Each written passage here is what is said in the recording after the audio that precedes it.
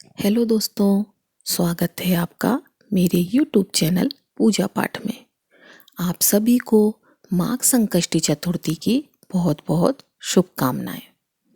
आज माघ मास के कृष्ण पक्ष की चतुर्थी तिथि है और आज ही के दिन संकट चौथ का व्रत रखा जाता है। कुछ स्थानों पर इसे तिल चौथ भी कहते हैं। यह चौथ साल की सबसे बड़ी चौथ मानी जाती है। इस दिन भगवान श्री गणेश की आराधना सौभाग्य प्रदान करने वाली होती है। आज के दिन भगवान गणेश और माता पार्वती की पूजा करने से तथा व्रत कथा को सुनने से संतान के ऊपर आने वाले सभी कष्ट शीघ्र अतिशीघ्र दूर हो जाते हैं तथा संतान की दीर्घायु होती है।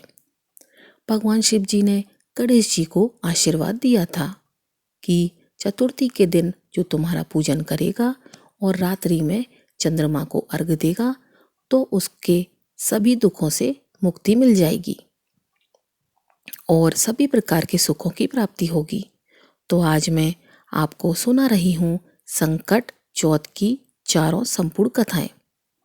इन कथाओं को सुनने के बाद चौथ माता की कहानी को भी सुनेंगे तो आप लोग बड़ी ही श्रद्धा और प्रसन्नचित मन से भगवान श्री लक्ष्मी नारायण जी के चरणों का ध्यान करते हुए इन कथाओं को पूरा अवश्य सुने। एक बार युधिष्ठिर ने भगवान श्री कृष्ण से पूछा कि हे माधव, माघ महीने में किस गणेश जी की पूजा करनी चाहिए तथा इसका क्या नाम है? उस दिन पूजन में किस वस्तु का नैवेद्य अर्पित करना चाहिए और क्या आहार ग्रहण करना चाहिए?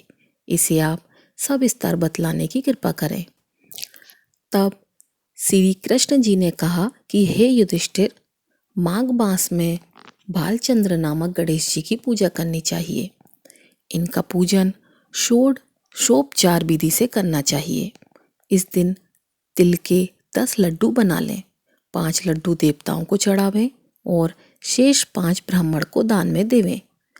ब्राह्मण की पूजा भक्ति पूर्वक करके उन्हें दक्षिणा देने के बाद उन 5 लड्डुओं को उन्हें प्रदान कर दें। हे धर्मराज युधिष्ठिर, तिल के 10 लड्डुओं का स्वयं आहार करें। इस संबंध में मैं आपको राजा हरिश्चंद्र का वृतांत सुनाता हूँ। सतयुग में हरिश्चंद्र नामक एक प्रतापी राजा हुए थे। वे सरल स्वभाव, सत्यनिष्ठ और विद्वान ब्राह्मणों के पूजक थे।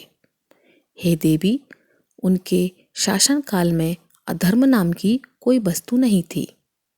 उनके राज्य में कोई अपाहिज, दरिद्र या दुखी नहीं था। सभी लोग आदि व्याधि से रहित एवं दीर्घायु होते थे। उन्हीं के राज्य में एक ऋषि शर्मा नामक तपस्वी ब्राह्मण थे।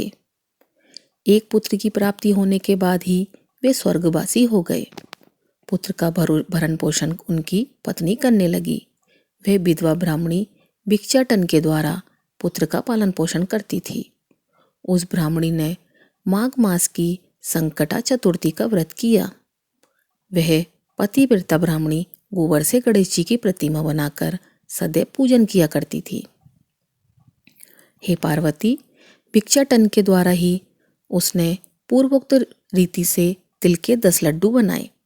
इसी बीच उसका पुत्र गणेश जी की मूर्ति अपने गले में बांधकर स्वेच्छा से खेलने के लिए बाहर चला गया।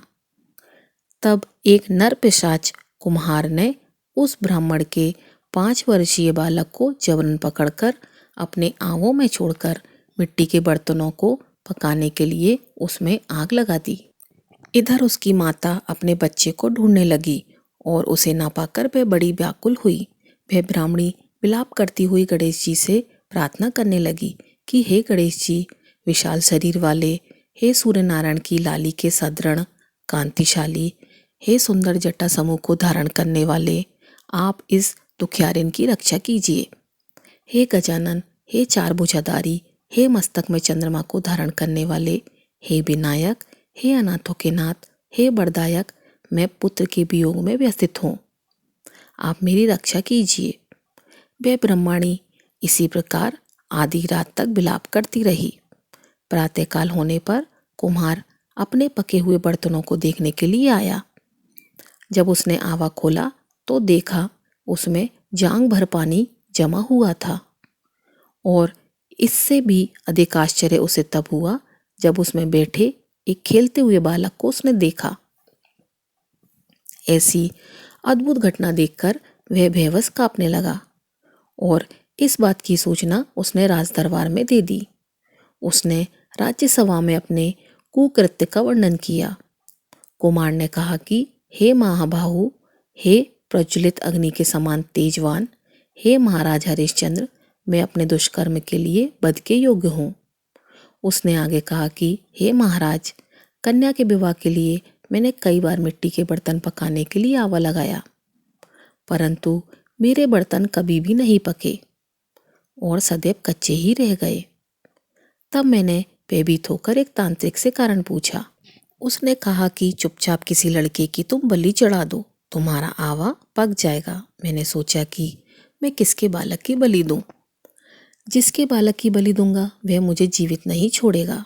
इसी भय से हे महाराज, मैंने दृढ़ निश्चय किया कि इसे ही बैठा कर आग लगा दूंगा। मैंने अपनी पत्नी से परामर्श किया कि ऋषि शर्मा ब्राह्मण मृत हो गए हैं। उनकी विधवा पत्नी भीख मांगकर अपना गुजारा करती है।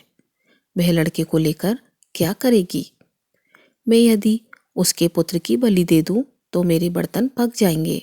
मैं इस जघन्य कर्म को करके रात में निश्चित होकर सो गया। प्रातः जब मैंने आवा खोल कर देखा तो क्या देखता हूँ कि उस लड़के को मैं जिस स्थिति में बैठा कर गया था वह उसी तरह निर्भय भाव से बैठा है और उसमें जांघ भर पानी भरा हुआ है। इस भयावह दृश्य से मैं कांप उठा और इसकी सूचना देने आपके पास आया हूँ। कुमार की बात सुनकर राजा बहुत ही विस्मित हुए और उस लड़के को देखने के लिए आए। बालक को प्रसन्नतापूर्वक खेलते देखकर मंत्री से राजा ने कहा कि यह क्या बात है, यह किसका लड़का है, इस बात का पता लगाओ। इस आवे में जांग भर जल कहाँ से आया? इसमें कमल के फूल कहाँ से खिल गए? इस दरिद्र कुम्हार के आवे में वैदूर्य मणि के समान हरी हरी धूप कहाँ से उगाई? बालक को ना तो आग की जलन हुई, ना तो इसे भूख प्यास लगी। ये आवे में भी वैसा ही खेल रहा है मानो अपने घर में खेल रहा हो। राजा की इस तरह की बात कह ही रहे थे कि वह ब्राह्मणी वहां बिलखते हुए आई और वह कुम्हार को कोसने लगी। जिस प्रकार गाय अपने बछड़े को देखकर रंबाती है, ठीक वही अवस्था उस बुढ़िया की भी थी। वह बुढ़िया बालक को गोद में लेकर प्यार करने लगी और कांपती हुई राजा के सामने बैठ गई। राजा हरिश्चंद्र ने पूछा कि हे ब्राह्मणी, इस बालक के ना जलने का क्या कारण है? क्या तू कोई जादू जानती है अथवा तूने कोई धर्माचरण किया है जिसके कारण बच्चे को आंच तक नहीं आई? राजा की बात सुनकर ब्राह्मणी ने कहा कि हे महाराज, मैं कोई जादूगरनी नहीं हूँ और ना ही कोई धर्मचारण, तपस्या, योग, दान आदि की प्रक्रिया जानती हूँ। हे राजन, मैं तो संकट नाशक गणेश चतुर्थी का व्रत करती हूँ। उसी व्रत के प्रभाव से मेरा पुत्र जीता जागता बच गया। ब्राह्मणी की बात सुनकर राजा ने कहा कि मेरे राज्य की संपूर्ण जनता इस संकट नाशक गणेश का व्रत करे, इसमें मेरी पूर्ण सम्मति है। राजा उसकी परिक्रमा करते हुए कहा कि हे पतिव्रते, तुम धन्य हो। राजा ने संपूर्ण नगरवासियों को गणेश जी का व्रत करने का आदेश दिया।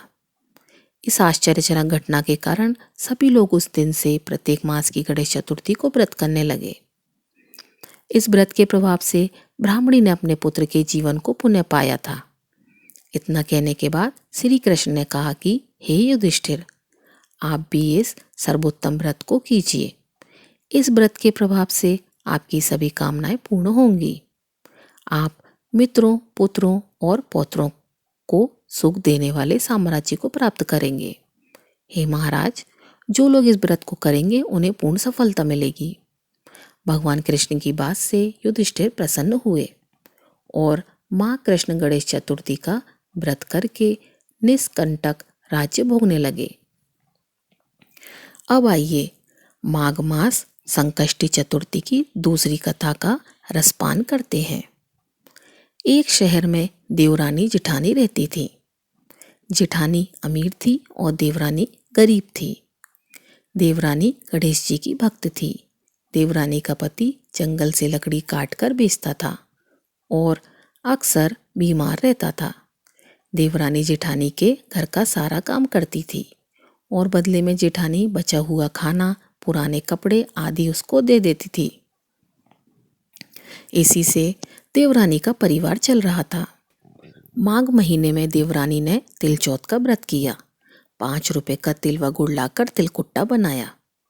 पूजा करके तिलचौथ की कथा अर्थात तिलचौथ की कहानी सुनी और तिलकुट्टा छीके में रख दिया और सोचा कि चांद उगने पर पहले तिलकुट्टा खाएगी और उसके बाद ही कुछ खाएगी। कथा सुनकर वह जेठानी के यहाँ चली गई। खाना बनाकर जेठानी के बच्चों से खाना खाने को कहा तो बच्चे बोले, माँ ने व्रत किया है और माँ भूखी है। जब माँ खाना खाएगी तब भी हम खाएंगे। जेठ जी को खाना खाने को कहा तो जेठ जी बोले, मैं अकेला नहीं खाऊंगा। जब तक चांद निकलेगा तब सब खाएंगे, तभी मैं भी खाऊंगा। जेठानी ने कहा कि आज तो किसी ने भी अभी तक खाना नहीं खाया, तुम्हें कैसे दे दूं? तुम सुबह सवेरे ही बचा हुआ खाना ले जाना। देवरानी के घर पर पति बच्चे सब आस लगाए बैठे थे कि आज तो त्योहार है, इसलिए कुछ पकवान आदि खाने को मिलेंगे। परंतु जब बच्चों को पता चला कि आज तो रोटी भी नहीं मिलेगी तो बच्चे रोने लगे। उसके पति को भी बहुत गुस्सा आया। कहने लगा, सारा दिन काम करके भी 2 रोटी नहीं ला सकती तो काम क्यों करती हो? पति ने गुस्से में आकर पत्नी को कपड़े धोने के धोमने से मारा। धोमना हाथ से छूट गया तो पाटे से मारा। वह बेचारी गणेश जी को याद करती हुई रोते रोते पानी पीकर सो गई। उस दिन गणेश जी देवरानी के सपने में आए और कहने लगे, धोबने मारी पाटे मारी, सो रही है या जाग रही है? वह बोली, कुछ सो रही हूँ कुछ जाग रही हूँ। गणेश जी बोले, भूख लगी है, कुछ खाने को दे। देवरानी बोली, क्या दूं? मेरे घर में तो अन्न का एक दाना भी नहीं है। जेठानी बचा कुचा खाना दे देती थी, आज वो भी नहीं मिला। पूजा का बचा हुआ तिलकुट्टा छीके में पड़ा है, वही खा लो। तिलकुट्टा खाने के बाद गणेश जी बोले, धोबने मारी पाटे मारी, निमटाई लगी है कहाँ निमटे? देवरानी बोली, ये पड़ा घर, जहाँ इच्छा हो वहाँ निमट लो। फिर गणेश जी बोले, अब कहाँ पहुँचूं? अब देवरानी को बहुत गुस्सा आया कि कब से तंग करे जा रहा है। सो बोली, मेरे सर पर पहुँचो। और कहाँ पहुँचोगे? सुबह जब देवरानी उठी तो यह देखकर हैरान रह गई कि पूरा घर हीरे मोती से जगमगा रहा था। सिर पर जहाँ बिंदायक जी पूछनी कर गए थे, वहाँ हीरे के टीके व बिंदी जगमगा रहे थे। उस दिन देवरानी जेठानी के घर काम करने नहीं गई। बड़ी देर तक राह देखने के बाद जेठानी ने बच्चों को देवरानी को बुलाने भेजा। जेठानी ने सोचा, कल खाना नहीं दिया इसलिए शायद देवरानी को बुरा लग गया। बच्चे बुलाने गए और बोले, चाची चलो, माँ ने बुलाया है, सारा काम पड़ा है। दुनिया में चाहे कोई मौका चूक गए, पर देवरानी जेठानी आपस में कहने का मौका नहीं छोड़ती। देवरानी ने कहा, बेटा बहुत दिन तेरी माँ के यहाँ काम कर लिया, अब तुम अपनी माँ को ही मेरे यहाँ काम करने भेज दो। बच्चों ने जाकर माँ को बताया कि चाची का तो पूरा घर हीरे मोतियों से जगमगा रहा है। जेठानी दौड़ती हुई देवरानी के पास आई और पूछा कि ये सब क्या हुआ, कैसे हुआ? देवरानी ने उसके साथ जो हुआ वो सब कह डाला। घर लौटकर जेठानी अपने पति से कहा कि आप मुझे धोबने और पाटे से मारो। उसका पति बोला कि भली मानस, मैंने कभी तुम पर हाथ भी नहीं उठाया, मैं तुम्हें धोबने और पाटे से कैसे मार सकता हूँ? तब वह नहीं मानी और जिद करने लगी। मजबूरन पति को उसे मारना पड़ा। उसने ढेर सारा घी डालकर चूरमा बनाया और चीके में रखकर सो गई। रात को चौथ बिंदायक जी सपने में आए। कहने लगे, भूख लगी है, क्या खाऊं? जेठानी ने कहा, हे गणेश जी महाराज, मेरी देवरानी के यहाँ तो आपने सूखा चूटी भर तिलकुट्टा खाया था। मैंने तो झड़ते घी का चूरमा बनाकर आपके लिए छीके में रखा है। फल और मेवे भी रखे हैं, जो चाहे खा लो। गणेश जी बोले, अब निपटे कहाँ? जेठानी बोली, उसके यहाँ तो टूटी फूटी झोंपड़ी थी, मेरे यहाँ तो कंचन के महल हैं, चाहे जहाँ वहीं निपट लो। फिर गणेश जी ने पूछा, अब पोंछू कहाँ? जेठानी बोली, मेरे ललाट पर बड़ी सी बिंदी लगाकर पोंछ लो। धन की भूखी जेठानी सुबह सुबह जल्दी उठ गई। सोचा घर हीरे जवाहरात से भर चुका होगा, पर देखा तो पूरे घर में गंदगी फैली हुई थी। बहुत तेज बदबू आ रही थी। उसके सिर पर भी बहुत सी गंदगी लगी हुई थी। उसने कहा, हे गणेश जी महाराज, ये आपने क्या किया? मुझसे रूठे और देवरानी पर टूटे। जेठानी ने घर की सफाई करने की बहुत कोशिश की, परंतु गंदगी और ज़्यादा फैलती गई। जेठानी के पति को मालूम चला तो वह भी बहुत गुस्सा हुआ और बोला, तेरे पास इतना सब कुछ था, फिर भी तेरा मन नहीं भरा। परेशान होकर चौथ के गणेश जी से मदद की विनती करने लगी। गणेश जी ने कहा, देवरानी से जलन के कारण तूने जो किया था, यह उसी का फल है। अब तू अपने धन में से आधा उसे दे देगी, तभी यह साफ होगा। उसने आधा धन बांट दिया, परंतु मोहरों की एक हांडी चूल्हे के नीचे गाड़ रखी थी। उसने सोचा किसी को पता नहीं चलेगा, और उसने उस धन को नहीं बांटा। उसने कहा, हे चौथ विधायक जी, अब तो अपना यह बिखरवा समेटो। गणेश जी बोले, पहले चूल्हे के नीचे गड़ी हुई मोहरों की हांडी सहित ताक में रख दो, सुई की भी पाती कर। इस प्रकार विधायक जी ने सुई जैसी छोटी चीज का भी बंटवारा करवाकर अपनी माया समेटी। हे गणेश जी महाराज, जैसी आपने देवरानी पर कृपा करी, वैसी सब पर करना। कहानी कहने वाले, सुनने वाले व हुंकारा भरने वाले सब पर कृपा करना, किंतु जेठानी को जैसी सजा दी वैसी किसी को मत देना।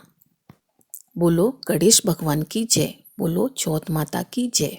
आइए अब बड़े ही प्रेम से चौथ माता की कथा को सुनते हैं। आज के दिन चौथ माता की कथा को सुनने से ही व्रत पूर्ण माना जाता है तथा समस्त मनोकामनाएं पूर्ण होती हैं। एक नगर में एक बूढ़ी माँ रहती थी। वह अपने बेटे की सलामती के लिए 12 महीने की चौथ का व्रत करती थी।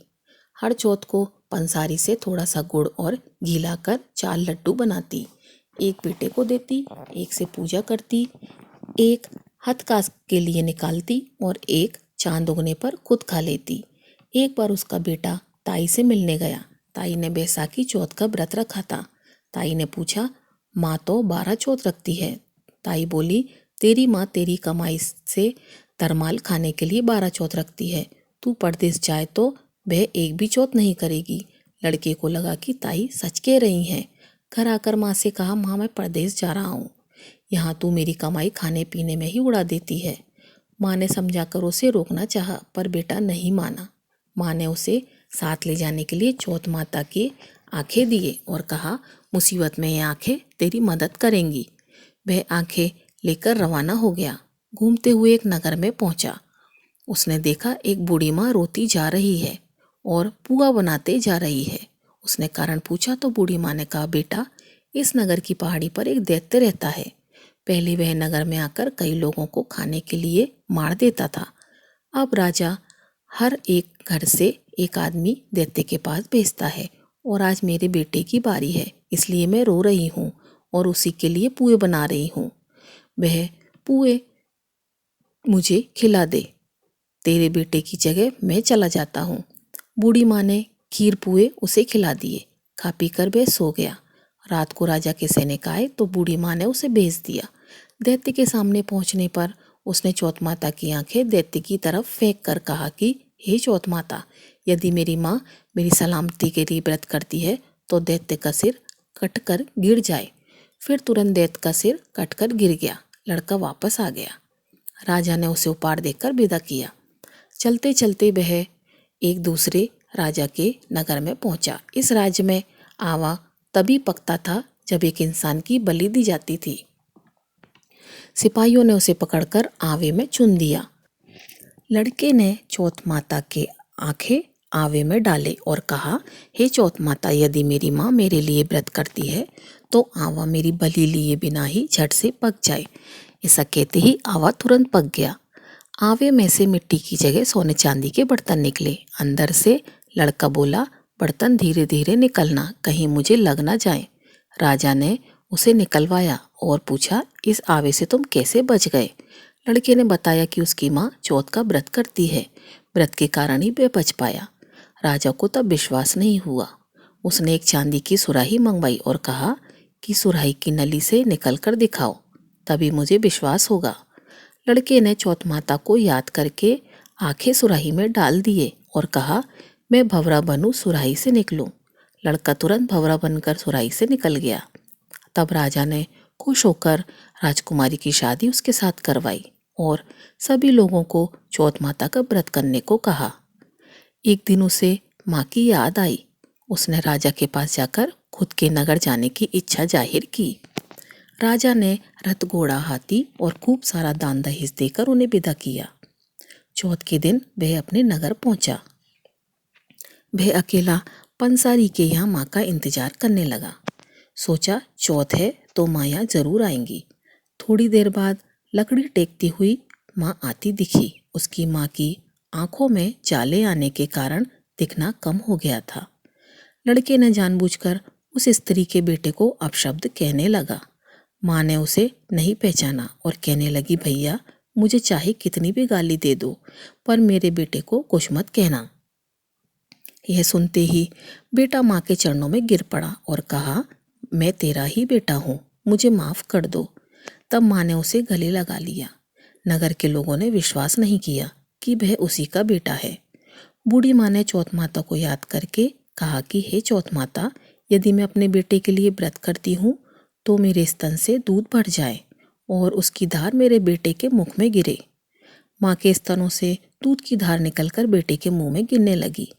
लोग चौथ माता की जय जयकार करने लगे। उस नगर के सभी लोग चौथ माता का व्रत करने लगे। हे चौथ माता, जैसा बूढ़ी माँ और उसके बेटे की सहायता की, वैसी हमारी भी करना। कहानी कहने, सुनने और हुंकारा भरने वालों पर अपनी कृपा बनाए रखना। अब चलिए संकट चौथ की चौथी कथा को सुनते हैं। एक गांव में एक साहूकार और साहूकारनी रहते थे। दोनों ही कोई पूजा पाठ नहीं करते थे। संभवतः इसी कारण उनकी कोई संतान नहीं थी। एक दिन साहूकारनी अपने पड़ोसी के घर गई तो उसने देखा कि वो कोई पूजा कर रही है।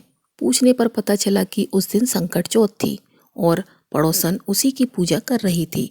साहूकारनी ने उससे पूछा कि चौथ का व्रत करने से क्या होता है। इस पर पड़ोसन ने कहा कि इसे करने से अन्न, धन, सुख, सुहाग, संतान सब मिलता है। इस पर साहूकारनी ने कहा, यदि वो गर्भवती हुई तो सवा सेर तिलकुट बनाकर चौथ का व्रत करेगी। गणेश भगवान की कृपा से वो गर्भवती हो गई। तब उसने संतान के जन्म पर व्रत पूजा करने का इरादा किया। कुछ समय बाद उसका पुत्र हुआ तो फिर उसने व्रत को टाल दिया और कहा कि जब उसके बेटे का विवाह होगा तब वो संकट चौथ व्रत करेगी। बेटा बड़ा हुआ और उसका परदेश में विवाह सुनिश्चित हो गया। जब बेटा बारात लेकर गया तब भी साहूकारनी ने व्रत करने का इरादा नहीं दिखाया। इससे गणेश भगवान रुष्ट हो गए और चौथ माता भी नाराज हो गई, जिसके चलते बेटा फेरों के बीच से अदृश्य हो गया और चौथ माता ने उसे जंगल में पीपल के पेड़ पर बिठा दिया। बहुत खोजने पर भी जब वर नहीं मिला तो विवाह आधा हुआ रह गया और सभी अपने घर चले गए। एक दिन उस युवक की अर्धविवाहित पत्नी अपनी सहेलियों के साथ पूजा के लिए दूब लेने जंगल गई। रास्ते में वही पीपल का पेड़ पड़ा जिस पर उसका आधा पति बैठा था। उसने आवाज दी, आ मेरी अर्धब्याही डरकर लड़की घर चली आई, पर दुख से सूखने लगी। जब उसकी माँ ने उसका कारण पूछा तो उसने जंगल की घटना का जिक्र किया। उसकी माँ उसी स्थान पर गई तो उसने देखा कि सेहरा पहने, साफा पहने उसका जमाई पीपल के पेड़ पर बैठा है। उसने इसका कारण पूछा तो लड़के ने बताया कि उसकी माँ ने बोलने के बाद भी चौथ का तिलकुट नहीं किया, इसलिए चौथ माता ने नाराज होकर उसे यहाँ पर बैठा दिया। यह सुनकर लड़की की माँ साहूकारनी के घर गई और उससे पूछा कि तुमने संकट चौथ का कुछ बोला था? तो उसने कहा, हाँ, तिलकुट बोला था। तब उसकी समधिन ने कहा कि बोलने के बावजूद अपना वचन ना निभाने के कारण सबको दंड भुगतना पड़ रहा है। इस पर साहूकारनी ने कहा कि जैसे ही उसका बेटा बहू लेकर घर आएगा वो तिलकुट करेगी। इससे गणेश जी प्रसन्न हो गए और उसके बेटे को मुक्त करके फेरे पूरे करने का आशीर्वाद दिया। धूमधाम से विवाह हो गया और वह बहू को लेकर घर आया। इसके बाद प्रसन्न साहूकारनी ने 2.5 मन तिलकुट का पूजन किया। साथ ही प्रार्थना की कि हे श्री गणेश जी, चौथ माता जैसे आपके आशीर्वाद से मेरे कष्ट दूर हुए, ऐसे सबके दूर हों। और वो हमेशा संकट चौथ और तिलकुट करने लगी। तभी से सब लोग ये कथा को पढ़कर इस व्रत को करते हैं। एक बार प्रेम से बोलिए गणेश जी महाराज की जय, चौथ माता की जय। इस तरह से कथा का समापन हुआ। अगर आपको वीडियो अच्छी लगी हो तो वीडियो को लाइक कीजिएगा और चैनल को सब्सक्राइब कीजिएगा। आपका दिन शुभ हो।